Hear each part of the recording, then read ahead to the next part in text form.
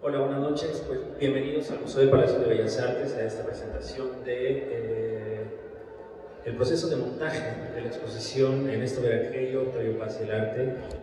Ya nos presentaron, somos parte del equipo del museo, de los cuales somos como los representantes de un gran equipo. Somos prácticamente, ¿qué será? Con respecto al montaje, unas 20 personas que estamos colaborando para lograr realizar el proyecto, más todos los colaboradores externos, que es un gran equipo. Todos los colaboradores de producción, los colaboradores que ya los mencionarán, Mariana y Tony, del traslado de la obra. En fin, desafortunadamente por la marcha Juan, que fue parte fundamental en este proyecto a nivel de concepto museográfico y desarrollo del proyecto museográfico en colaboración también con su equipo de gente, que es Iván y Julieta. Desarrollamos todo este trabajo. Justo estábamos platicando cómo hacer esta presentación sin Juan. Con respecto al proceso de diseño y conceptualización, obedecemos un guión curatorial y una lista de obra, los cuales nos van guiando paso a paso de cómo ir definiendo los espacios, cómo ir definiendo los elementos conceptuales, museográficos que vamos a aportar en cada una de las salas de la exposición. Siempre me gusta, cuando cuento estas cosas con amigos y con colegas, platicarles la dificultad de este museo. Es uno de los museos más complicados del mundo. La desarticulación que tiene a nivel espacial siempre es difícil y a la vez tiene virtudes. Nos ayuda a dividir muy claramente algunos núcleos temáticos. A veces cuando un núcleo no cabe tenemos que juntarlos de alguna manera. Es muy claro las 4 salas que tenemos en este piso no tienen un vínculo directo. En fin, la exposición inicia en el primer piso, continúa en este piso que es el segundo y termina en la planta baja. Entonces el recorrido de la exposición termina siendo un poco cansado, independientemente de todo lo que vamos a ver en ella. Y en este caso la exposición comienza en la explanada del palacio. Tenemos 4 piezas monumentales, las cuales es una decisión curatorial y también en función de la dimensión de las piezas se colocan allá afuera. Lo interesante de estas piezas es la preparación que se debe llevar a cabo para poder colocarlas. Por ejemplo, Chillida pesa 9 toneladas. Para distribuir ese peso en la explanada es toda una base, y generar una base que soporte todo este peso también tiene su dificultad, pero no es imposible. Al final se llevan a cabo estudios de la explanada y se piden los permisos necesarios para que nos den autorización de colocar estas piezas. Tenemos 4 piezas, le mencionaba Chillida, Moore, Rojo y Juan Soriano. En el vestíbulo tenemos 4 piezas, un chacmol, un Moore también que es de una representación, que es una analogía que nos menciona de un arte contemporáneo con un arte prehispánico, que son estas 2 piezas que están colocadas aquí. En el vestíbulo tenemos un Oguchi y un Vicente Rojo. Todo esto es una serie de introducción de la relación del arte universal y el arte mexicano que engloba esta gran exposición. Si observamos la división de los espacios, en el primer piso no necesariamente está el arte universal, que es, empezamos con cubismo, Duchamp, abstracción, surrealismo y una sala erótica. Luego subimos acá y tenemos otra edad mesoamericana en la sala Siqueiros, que está a su espalda. Atrás de Diego Rivera está Las Dos Conquistas. En la sala Tamayo tenemos Milagro y Mestizaje. En la sala Orozco tenemos siglo XIX, Revelaciones y Revoluciones siglo XIX. En la planta baja tenemos Revelaciones y Revoluciones siglo XX. Y se concluye la exposición en la sala Paul con un tema que se le puso el aquí y el allá. Rápidamente les comento el proceso de diseño y conceptualización Me gustaría contarles solamente una anécdota, me tardaría mucho si les cuento varias, o todas de los espacios como se fueron concibiendo. Y creo que el más importante es la entrada de la exposición.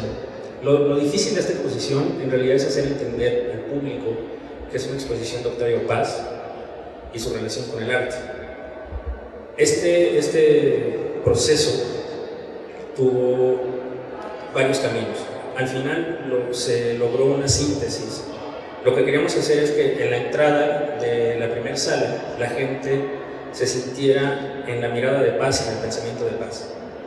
Ustedes cuando entran a la exposición, si ya la visitaron, si no, los invitamos a verla, tiene un gran muro con un video introductorio de palabras de Paz acerca del arte. Tal vez no se perciba, tal vez sí espacialmente, pero si ustedes, ahorita que están observando la planta en esta parte central, alcanzan a ver una síntesis que en sus primeros bocetos, lo que nos presentaron, fue prácticamente un ojo. Se tenía a nivel formal un ojo puesto desde la planta y que la gente entrara a este espacio ovalado y que metafóricamente, espacialmente, hiciéramos sentir a la gente que estaban en la mirada de Paz. Y a su vez tiene en este espacio una ventana que nos deja ver el modelo, que es algo importante, creo que es uno de los mejores guiños de la exposición. Aunque el modelo está en el tercer tema del recorrido de la exposición, es un homenaje que Motherwell le hace a Paz y Paz le hace un homenaje a Motherwell. Entonces, ¿de qué manera íbamos a hacer que la gente viera esta obra de primer impacto sin que tuviera todo la sorpresa del núcleo que está en el núcleo de la abstracción, cariñoso de la abstracción? Y lo que se propuso fue generar una ventana que simplemente te diera un guiño de una pieza que ibas a descubrir más adelante, que era un homenaje mutuo que se hicieron Paz y Motherwell, y que además es una pieza que Paz tuvo en la exposición Los Privilegios de la Vista. Después, ya el recorrido inicia en Cubismo, donde una de las anécdotas es la maqueta que tenemos ahí. De pronto, ¿por qué tenemos esta maqueta? Paz en uno de sus escritos cuenta que fue cuando vio la primera vez el Guernica en el pabellón de España en Francia, y esta maqueta es la maqueta del pabellón donde Paz encontró esta pieza por primera vez, que está relacionado con un texto de Paz, de un amigo que él creyó muerto, un amigo español que creyó muerto, le hizo una elegía al amigo Meliciano, un amigo caído, no recuerdo bien el nombre de esta obra de Paz. Después descubrió que el amigo no se había muerto, que se había perdido, y al final quedó este escrito y que está relacionado directamente con la guerra, con el Guernica, y que junto tenemos la maqueta y dos bocetos del Guernica, que es imposible traer el Guernica para acá, hubiera sido increíble para nosotros. Después continuamos con una de las cosas más importantes que hay en esta exposición, que creo que son las primeras ediciones. En pocas exposiciones relacionadas con literatos de las que me ha tocado participar y de las que me ha tocado ver, hemos tenido esta presencia de los libros como objetos de arte. Y en esta exposición hay 9 primeras ediciones. Nos hubiera encantado tener 18 primeras ediciones para que la que estamos mostrando la portada se viera cómo fue publicado originalmente en el libro que tenemos en la parte inferior, donde se subraya un texto que complementa y creo que a mi parecer es algo que aporta mucho más que a veces las células temáticas que ponemos en las exposiciones, porque a partir de las letras de Paz nos está llevando por toda la exposición. Casi en todos los núcleos, menos en el aquí y el allá, tenemos primeras ediciones o libros objeto, que también es otra cosa que pocas veces encontramos, los libros objeto en sus colaboraciones de Paz con artistas para ilustrar y escribir las obras que se presentan en esta exposición. Y también tenemos 9, si no me recuerdo, libros objetos que van acompañando a la obra plástica que está alrededor de cada uno de los núcleos temáticos. Nuestro siguiente núcleo es Duchamp, que ahí tenemos una entrevista de Duchamp, tenemos una entrevista de Paz hablando de Duchamp, que se generó también, y seguimos jugando con el objeto de la mirada. Si se dan cuenta, seguimos llevando a la gente con con esta metáfora que se decidió tener en todo o en casi todo el recorrido. Conforme fue pasando el proceso se fueron cambiando algunas cosas, las condiciones de la obra, las propias condiciones espaciales que exigía la obra nos fueron modificando los espacios. Tenemos un proyecto ideal en términos conceptuales museográficos, pero la obra nos fue guiando poco a poco. En el tercer núcleo tenemos abstracción, en la cual ya les conté un poco del Motherwell, la analogía que está haciendo el curador, que en una de las pláticas en el montaje me decía que si leyera lo que pasa, estaba hablando del Motherwell, pareciera que estaba describiendo a Felgueres. Y esta obra de Felgueres, que es una obra que hizo a sus 80 años, Paz no la vio. Y a la hora que se está haciendo la lectura de esta obra que Paz le hizo a Motherwell, el curador relacionó a Felgueres. Después continuamos con surrealismo, que se decidió basar el proyecto museográfico en el poema circulatorio, que fue una obra que Paz escogió en la exposición de surrealismo en el 52, si no me recuerdo, para la exposición surrealista, en la cual Paz menciona a algunos de los artistas. Menciona a 11 artistas en el poema circulatorio. Nosotros se logró conseguir a 7 u 8 de los artistas que Paz menciona en este poema, que lo podemos escuchar. Todos estos guiños que van acompañando la exposición, como les decía, un primer elemento son las primeras ediciones, los libros objeto, y Paz siempre está presente a nivel visual, a nivel auditivo o a nivel escrito. En algún momento teníamos algunas citas de Paz, en algún momento siempre vemos un video de Paz o escuchamos la voz del propio Paz o alguien más leyendo a Paz, pero siempre está relacionado con la obra que va acompañando alrededor. Eso fue un esfuerzo que se logró, creo que concretar de buena forma, para que la gente de pronto, quien quiera escuchar lo que Paz dice de la obra que está alrededor, lo puede hacer, puede tomar la decisión de hacerlo. Quien ya es experto en Paz, quien ha leído cosas de Paz y recorre la exposición, tal vez necesita un poco de menos guía para ver las obras que están alrededor.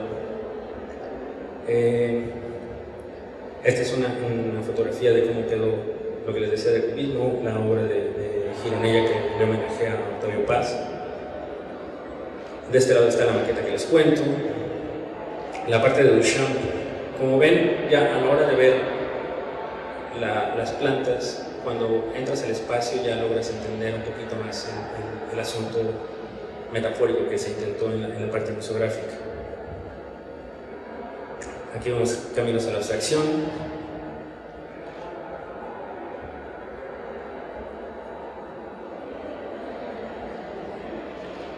La mesa surrealista.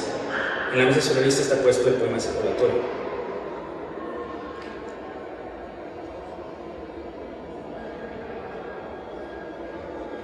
La sonrisa de Eros. Originalmente, creo que esta es una parte buena del proyecto a nivel diseño, ya que el elemento central que tenemos en la sala habla de todo lo que está alrededor, o de casi todo lo que está alrededor, a través de las letras de Paz. En la entrada nos contaba el curador, y como con varios asesores que tuvimos a nivel conceptual para la museografía, que el viaje de Paz a la India es algo fundamental que parte la obra de Paz. En una búsqueda que él tenía en ese momento, se fue de embajador en un primer viaje, no le fue muy bien, no le gustó. En el segundo viaje ya entendió y conoció a mucha gente que lo fue guiando, conoció a un grupo de artistas, conoció a un galero que lo fue guiando y fue cambiando. Sí, entiendo, me gustaría pensar que el viaje de la India es algo que parte de la obra de Paz. Antes de la India y después de la India, su pensamiento no quiero decir que cambia, sino que evoluciona hacia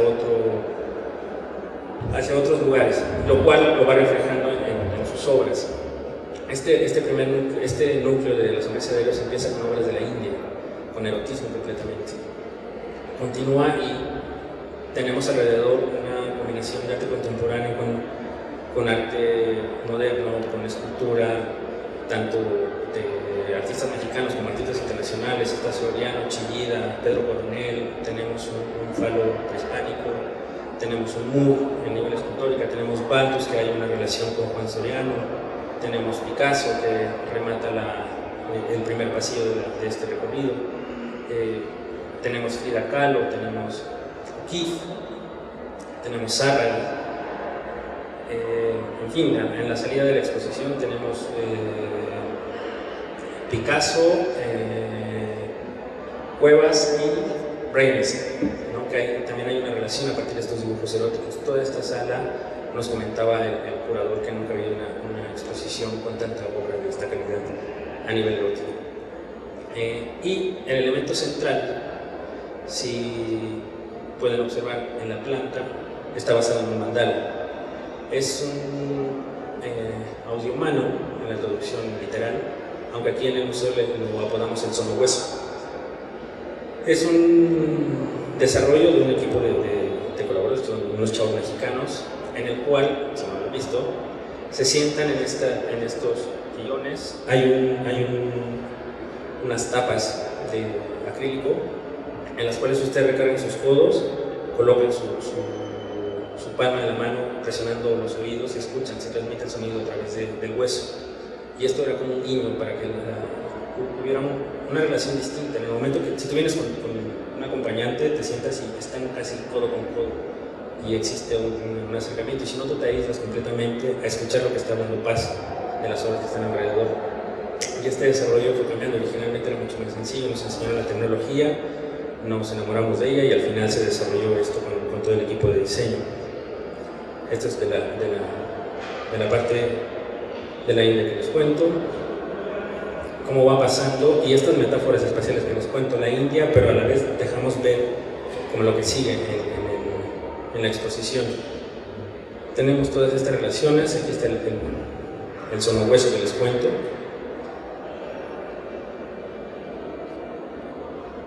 Los O'Keeffe, el falo, el Zárraga.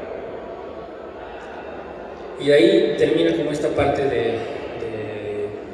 del arte universal, y llegamos a la parte del arte mexicano. No viene en esta presentación, pero me gustaría comentar la Sala Internacional, que también fue todo un desarrollo. Es una cronología de Paz contada por Paz mismo, a través de entre 4 a 6 anécdotas por cada uno de los temas. Se muestra una anécdota de Paz, como cuando entró a la primaria, como dónde nació, como la biblioteca de su abuelo, y a través de las fotografías, la gente que está navegando en el interactivo va leyendo los datos, pero a través de la fotografía, la gente que no está navegando en el interactivo puede ir viendo el paso del tiempo a través de fotografías de Paz, de cómo en 1914, bueno, creo que en 1920 la primera fotografía, cuando entró a la primaria, cuando entró a la secundaria, cuando se fue de embajador, cuando estuvo en Francia, cuando fue a Estados Unidos. Entonces, a través de fotografías y el año, un dato muy concreto cómo fue Paz en el mundo. Y alrededor tenemos tres computadoras, que eso es una cosa para bibliófilos. Tenemos todas las obras de Octavio Paz en primeras ediciones que publicó, hasta la última de las obras completas, y todos pueden consultar todas las obras digitales que se desarrolló en la Biblioteca México, y nos prestaron estas digitalizaciones de las primeras ediciones. Bueno, ya que terminan de ver esa parte, tal vez merezcamos un descanso porque es muy pesado, pero que no. Y si quieres seguir adelante, sigue Otra Edad Mesoamericana. Aquí tenemos algunas piezas que igual, el gran reto era hacer esta analogía del arte prehispánico con el arte contemporáneo. Si se dan cuenta, iniciamos con un guiño abajo con el chacmol y el mur. Aquí arriba tenemos el danzante no uchi y la lápida danzante, que es una relación de arte contemporáneo con otra edad mesoamericana, y tenemos algunos audios también donde Paz nos está contando qué hay alrededor de esta sala. Luego tenemos de este lado las dos conquistas, donde tenemos los Vivar y Valderrama, tenemos un biombo con la historia de las dos conquistas, dos vírgenes de Guadalupe y un Saturnino Arran. Este espacio, en realidad, lo único que hicimos fue trabajarlo alrededor de los Vivar y Valderrama, son dos obras de muy grande formato, son de 4 por 4 metros, necesitan un tiro visual muy bueno para poder apreciarse, pero también necesitamos tener un diálogo. Podrían estar los dos Vivar y Valderrama solos ahí adentro, pero curatorialmente necesitamos un diálogo con otras obras. Y se decidió poner el Saturnino Herrán, las dos vírgenes, y justo esta transición y dejar los dos claros para el Vivar y Valderrama. Ahí hay también obras de paz, hablando, este es el espacio que les digo. Si bien prácticamente llega al plafón de la sala. Tenemos las dos conquistas, Mestizaje y Milagro, que aquí hay algo muy interesante. Las dos Sor Juanas. Paz tiene un texto exclusivo de estas dos Sor Juanas donde las compara. Y se logró, que ya nos contarán Mariana y Tony, que nos prestaran las dos Sor Juanas para tenerlas juntos. Y como verán, aquí tenemos una proyección. Pero esta proyección simplemente son palabras de paz, las cuales nos están hablando de las dos obras. Alrededor están las castas, son 5 castas que también nos prestaron. Y al centro tenemos un elemento muy pequeño y es un guiño de una anécdota que cuenta Paz, donde hay un mito que Sor Juana era pintora también. Curatorialmente, al centro de la sala tenemos un Miguel Ángel, que era un poeta pintor, un Villaurrutia, que también con una obra plástica, y un García Lorca, que también son poetas pintores. Entonces ahí hay una relación, aquí también se expresa la relación que hay entre los poetas pintores, la obra de Paz y las dos Sor Juanas que están puestas ahí, y nos ayudan como a guiar este recorrido. Miren, esta es una visión de la sala, y el elemento que está aquí es un fascistol. ¿Se acuerdan cómo en las iglesias hay estos pirámides de base cuadrada, truncada, en la parte superior donde se ponían los libros de coro para que los tomaran? Y también es una metáfora arquitectónica, museográfica, ¿no? Para acompañar y darle sentido acá, espacialmente a estas salas. Bien, aquí solamente se proyectan letras de paz.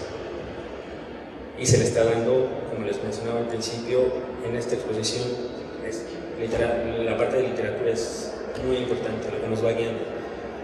El siglo XIX pasaba de Bustos y Fayún, de la cotidianidad de la pintura, de una pieza egipcia, de pronto con un Fayún que más allá de la academia se fue a la parte cotidiana y hay una relación directa que Paz nos muestra. Se logró traer un Fayún, tenemos 4 bustos. También menciona a Posada, ¿no? De esta transición del siglo XIX al siglo XX. Ahí, como muestra esta sala, la cotidianidad del siglo XIX es lo que me resalta Paz, si no me recuerdo lo que estuvimos platicando con todos los asesores. Y al final tenemos un video donde nos cuenta el propio Paz el tema del siglo XIX. Uno puede ver como las obras y escuchar lo que está ahí puesto, pero de pronto entonces a ver el video, escuchas que dura como 7 minutos el video, sales y ves la sala y las obras con otra perspectiva. El propio Paz que fue contando te habla de Bustos, te habla de Posada, te habla de Velasco, que es uno de los que menciona Paz en el siglo XIX. Y de ahí vienen revelaciones y revoluciones del siglo XX. Todos los contemporáneos y estas relaciones de Paz con Vicente Rojo, con Cohen, con Brian Nissen, en fin, mucho de sus relaciones con amigos que tuvo artistas. Y en este espacio, creo que a mí el detalle más importante son los libros objeto que se pusieron de sus colaboraciones con Juan Soriano, con Vicente Rojo o con Rufino Tamayo, que acá tenemos un Rufino Tamayo, el cual habla de esta relación que Paz tuvo con los artistas, porque de pronto algo que nos preguntábamos muchos, cómo la gente va a relacionar a Octavio Paz, el premio Nobel, con el arte.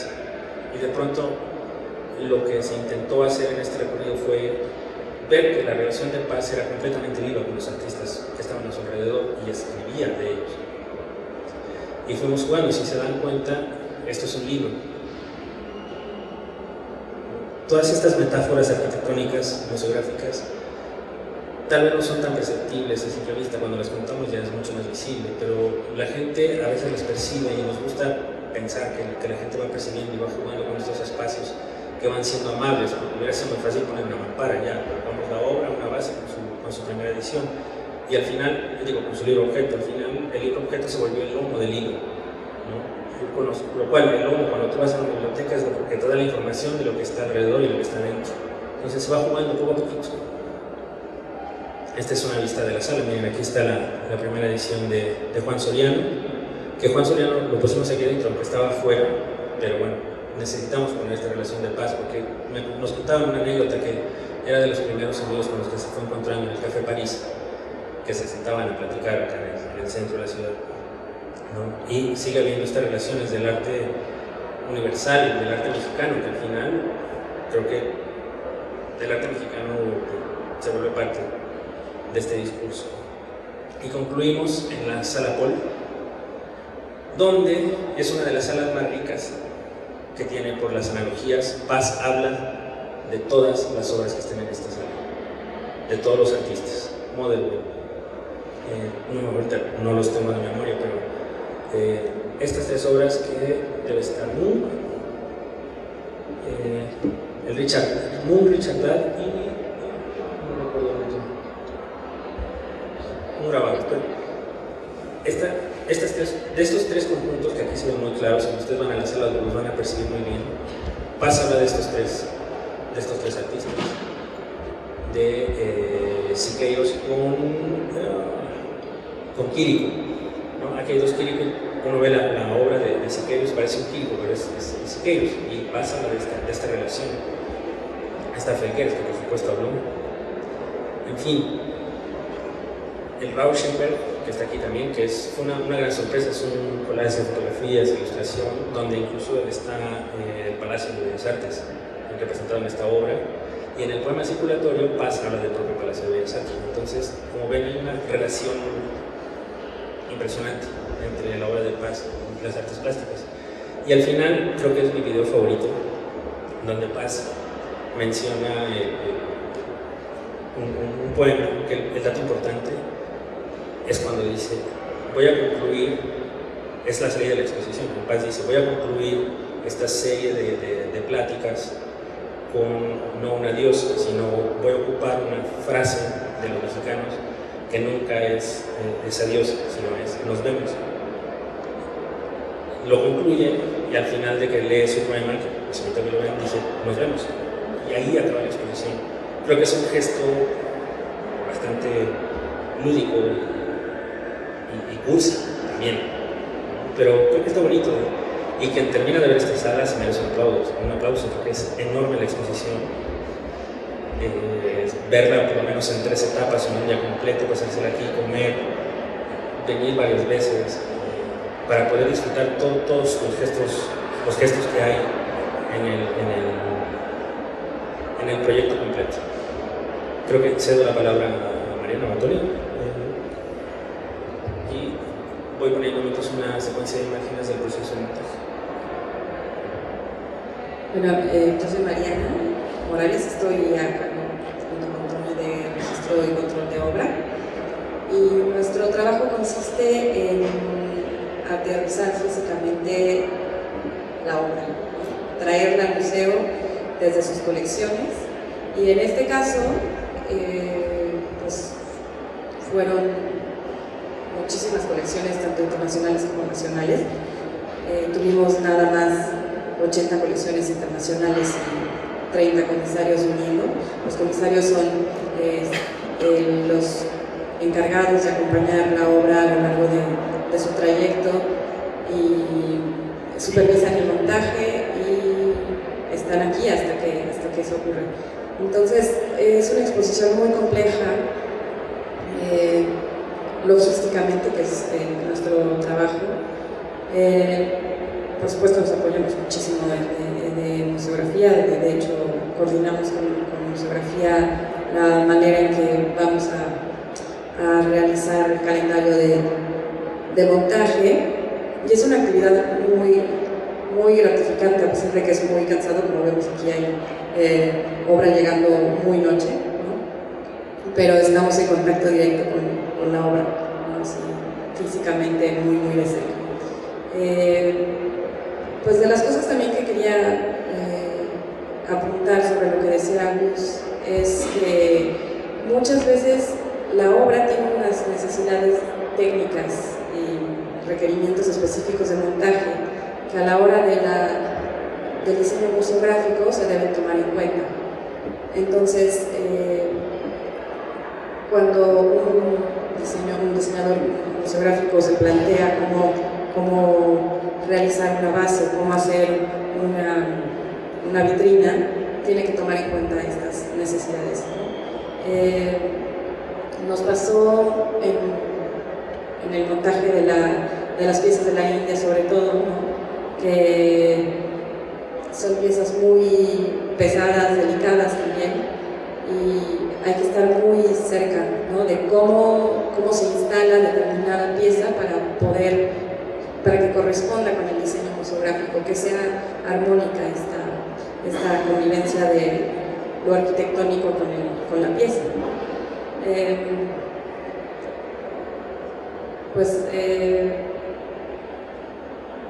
Tenía otra cosa que contarles. Sí, sobre todo las esculturas son un reto, ¿no? Museográficamente y en términos de movimiento de obra. Las piezas que están en la explanada fueron particularmente especiales porque su manejo pues tiene que ser cuidado.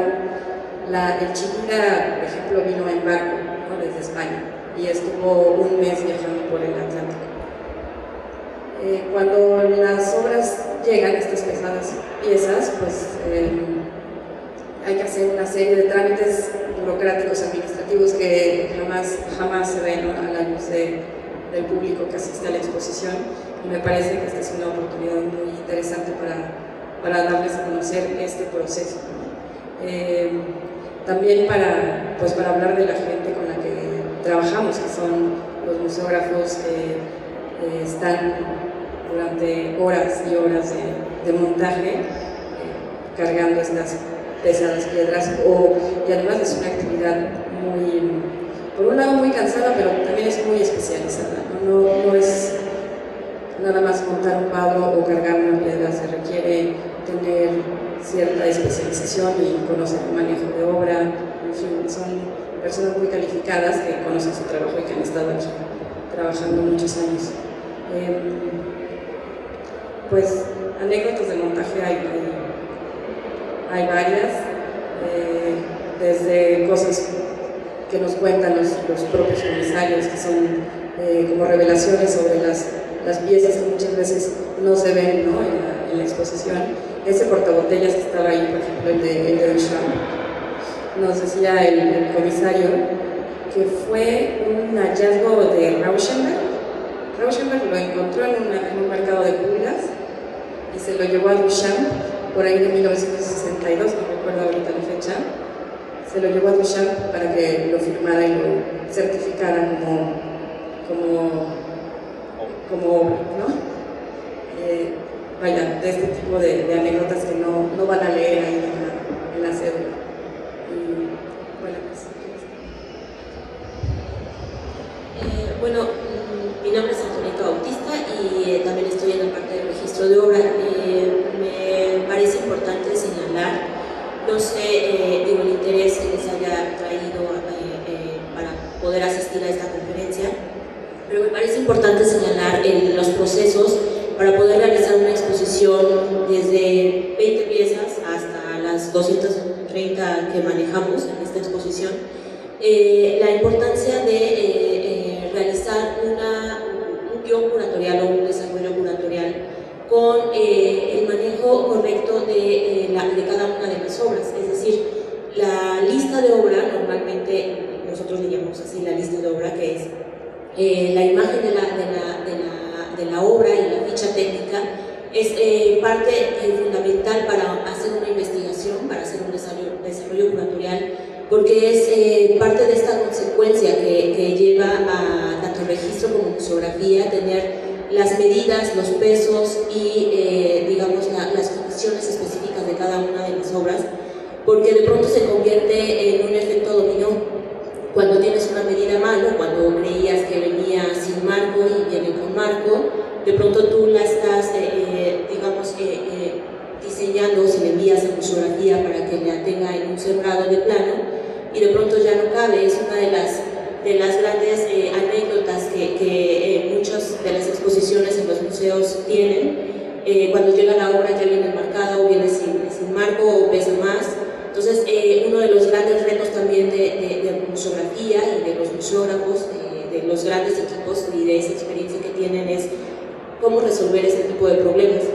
Normalmente se tiene a veces tiempo, ¿no? O a veces ya tienes la inauguración encima, entonces tienes que resolver, y es justo también el otro lado de plantearlo de manera institucional, un plano, estas cosas, pero de pronto los imprevistos siempre ocurren. Y una de las reglas que debe de tener el museo como museo es la conservación de la pieza, la conservación de la obra, y es justamente el campo que nosotros en el área del registro de obras siempre tratamos de conservar, que se maneje bien la obra, que esté bien conservada y que esté bien exhibida. Entonces, cuando llegan estos imprevistos, los museógrafos tienen que voltearse de cabeza, tener la creatividad para poder resolver estas cosas, y creo que es justamente la riqueza de esta área, la riqueza del área de museografía, ya el montaje, porque una cosa es el plano y poder plasmarlo en un plano, y la otra cosa ya es el montaje como tal, sobre todo porque tienes igual condiciones muy específicas. Por ejemplo, la llegada de comisarios. Los comisarios de pronto son algunos muy buena onda, algunos son muy estrictos. Entonces, ese tipo de condiciones que de pronto no están en un control, no puedes llegar a tener el control de estas cosas, son azarosas y de pronto se puede convertir en un caos, pero cómo hacer que este caos se convierta en un orden y se convierta en un objetivo, ¿no? La finalidad, que es la exposición, la inauguración de la propia exposición.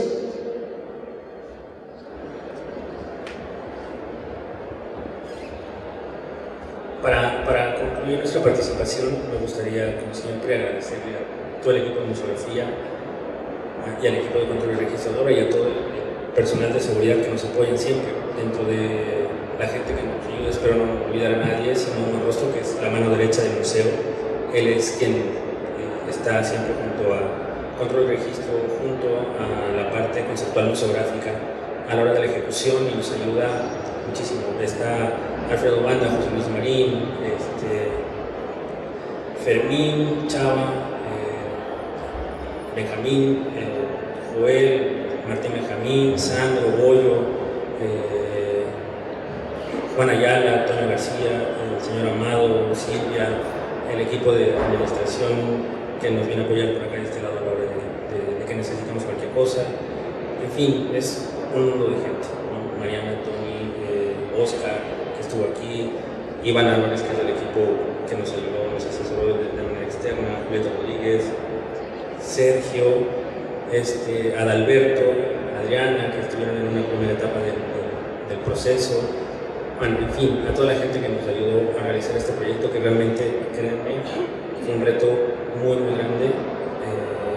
La complejidad de la exposición, de las colecciones, el tipo de obras que se tiene. Tenemos obras que nunca habían salido de sus museos, que se logró que se prestaran. Obras que tienen unas condiciones de préstamo muy específicas, obras que tienen unos manuales de montaje muy específicos, lo que mencionaba Tony. En fin, es un gran equipo que sin ellos no hubiéramos resuelto esto como se logró. Bueno, un comisario normalmente es un especialista, un conservador, un restaurador de cada uno de los museos, y es la persona que se encarga de venir con la obra. Por ejemplo, el director designa a esa persona, seguramente en su área, en su organigrama existirá un conservador, y ya que la obra se prestó, se designa a esta persona, y el comisario trae la obra, se encarga de revisar cómo la empacan desde el principio, o sea, desde que desmontan o sacan de bodega la pieza que nos van a prestar. Se encarga de ver cómo se empaca la obra, cómo viene en la caja, si viene en caja sea, dependiendo cómo se empaque. Y el comisario viaja con la obra, va la transportista por la caja, en este caso, y la llevan al aeropuerto o la llevan, por ejemplo, en el caso del Chillida que viajó en barco, no hubo comisario porque no viajó el comisario en ese mes. Pero si viaja en avión, viaja con la obra o puede viajar en otro avión y viaja en carguero en caso de que la pieza sea muy pesada y tenga que ir en otro tipo de avión. Pero el comisario se encarga de revisar en qué vuelo viene, se encarga de estar, digamos, las condiciones que ellos ponen dependiendo, de revisar cómo se descarga del avión, cómo manejan la caja, porque muchas veces cuando el descargue de los aviones pues tiran las cajas o sacan los carritos y ellos tienen que estar como encargando de supervisar ese movimiento. Posteriormente la transportista de México hace el manejo también de la caja, la mete en el camión, llega al Museo del Palacio junto con el comisario, porque el comisario, la transportista se lo trae en un coche aparte o también viaja en el mismo camión de donde viene la obra, perdón. Y ya que llega arriba al museo y el comisario supervisa cómo se baja otra vez la caja, en realidad se encarga de estar como revisando el manejo de la caja, si no le dieron un golpe o si no la tiraron o cosas así, y se encarga de revisar dónde la dejan, es decir, en qué sala la dejaron o en qué espacio la dejaron. Normalmente solicitan 24 horas de climatización para cada una de las piezas, entonces el comisario se va a su hotel, lo recibimos 24 horas después y es cuando se abre la caja y él tiene que supervisar si no hubo ningún cambio, es decir, si en el movimiento tal vez se le cayó una astilla o se le cayó, en realidad es como supervisar si la obra no tuvo ningún cambio.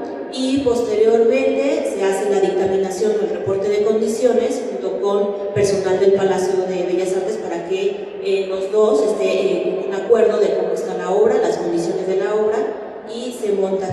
Y ese mismo proceso se realiza cuando se desmonta la exposición, cada uno de los comisarios vuelve por su obra y se hace ese mismo proceso pero a la inversa.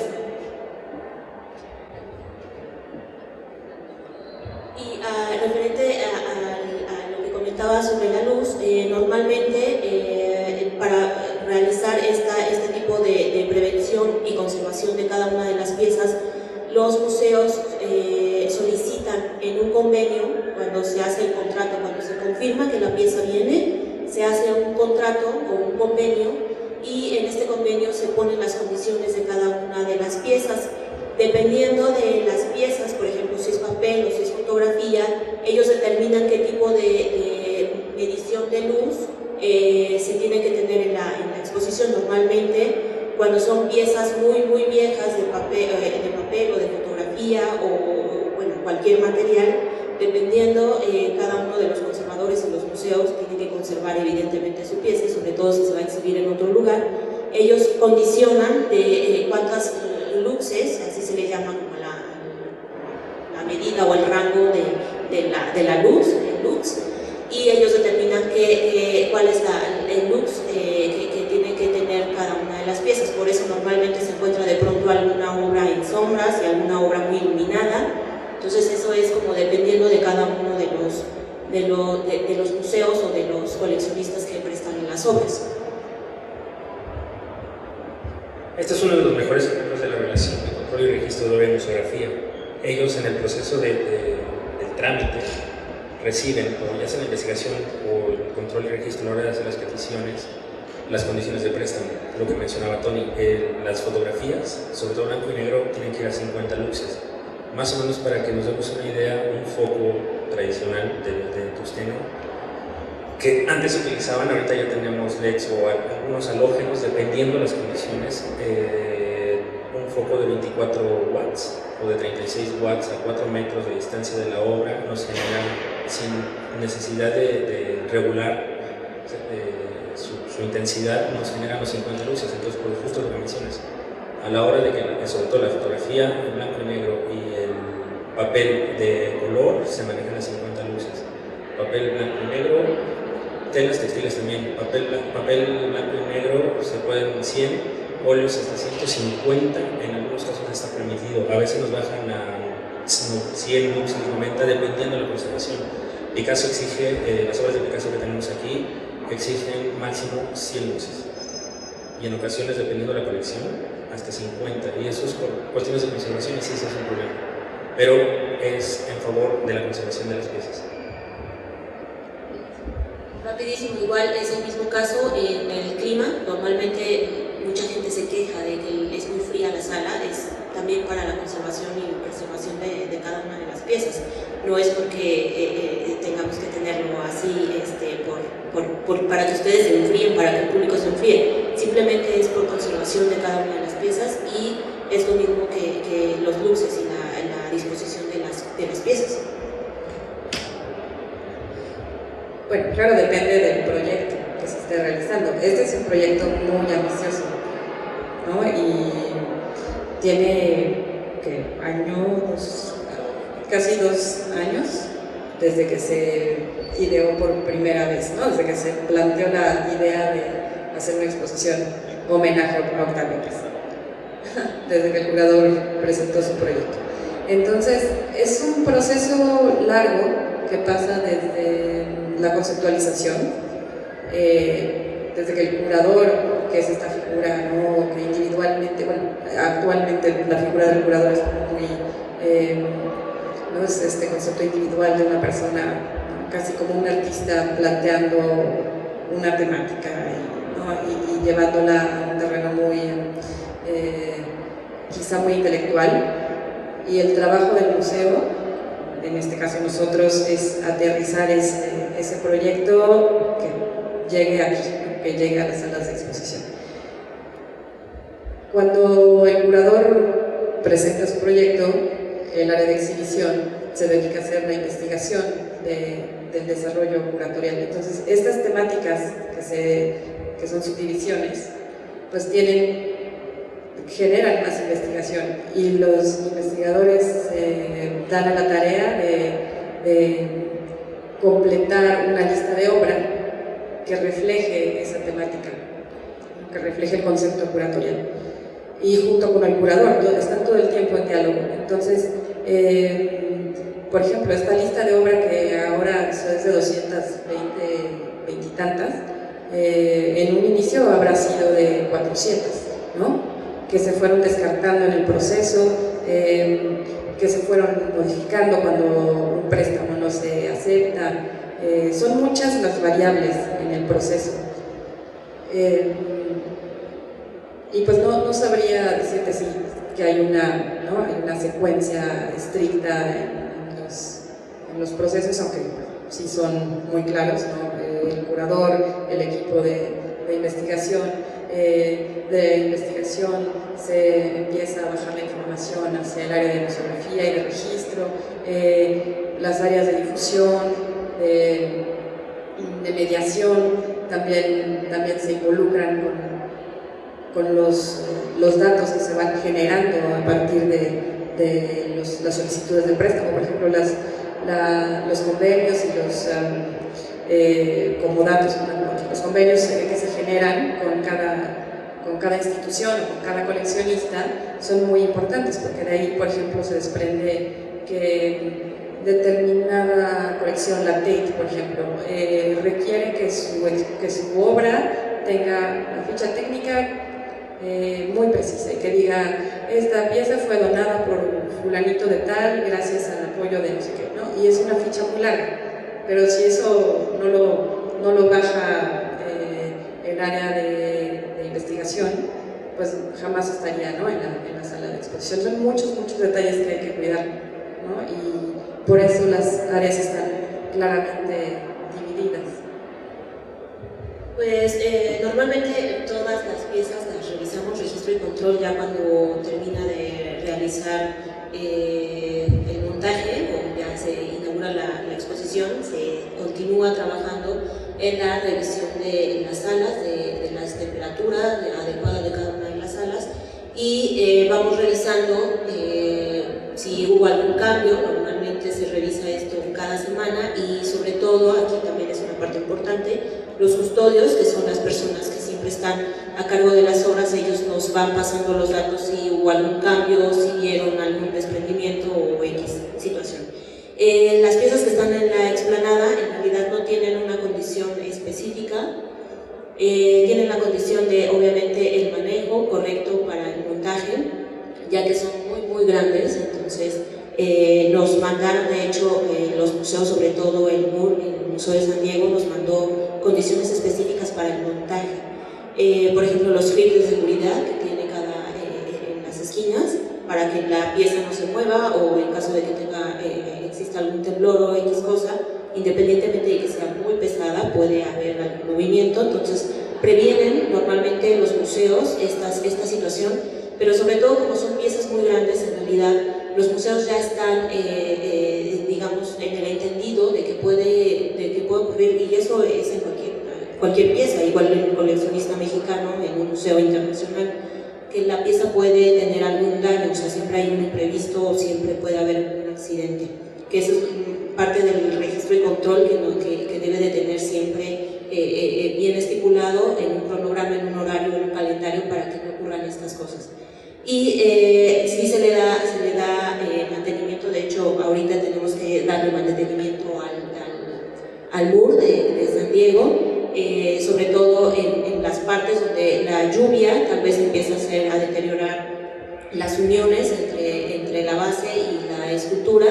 Y por ejemplo, estas esculturas en la parte de conservación, el metal a grandes temperaturas y a condiciones muy extremas, y eso ya es hablar de una cosa muy extrema, tienen digamos alguna modificación en su composición del material.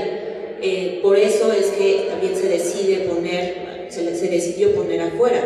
En caso de, por ejemplo, una piedra mucho más delicada, tal vez mejor la metimos, como el caso de las piezas de la explanada, del vestíbulo. Entonces, normalmente decidimos que estuvieran afuera, dependiendo también del material y dependiendo de las condiciones que el museo nos haya puesto. En realidad, si acepta el museo, continuamos con eso y tratamos de que obviamente se conserve y de darle mantenimiento, de cada semana estar como revisando, monitoreando y revisando las piezas.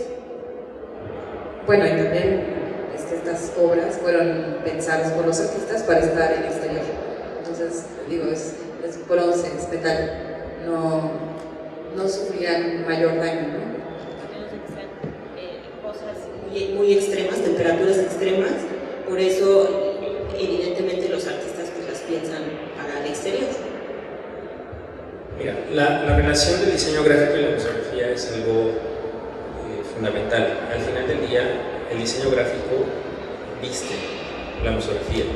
Si de pronto queriéramos todos los textos de las salas, sería